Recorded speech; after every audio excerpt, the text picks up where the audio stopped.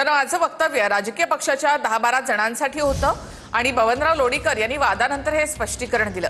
काही राजकीय पक्षाचं टोळकं मुख्यमंत्र्यांना टार्गेट करतात असं लोणीकर यांनी म्हटलं। भाजपचे आमदार बबनराव लोणीकर आपल्या सोबत आहेत। लोणीकर साहेब, 2 दिवसापूर्वी तुमचं एक वक्तव्य समोर आलंय आणि त्यावरून तुम्हाला आता टीकेला सामोरं जावं लागतंय, कसं पाहताय याकडे? काही राजकीय पक्षाचं टोळकं आहे 10 लोकांचं।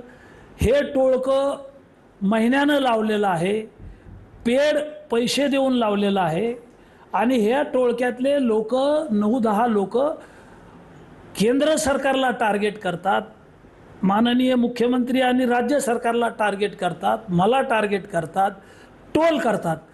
आणि टोल करत असताना त्यांच्या कुटुंबामध्ये मी राजकारण केलं नाही, त्यांची आई आहे, त्यांचे वडील आहेत, आपण त्याला खेड्यात बाप म्हणतो, माय म्हणतो, बहीण म्हणतो।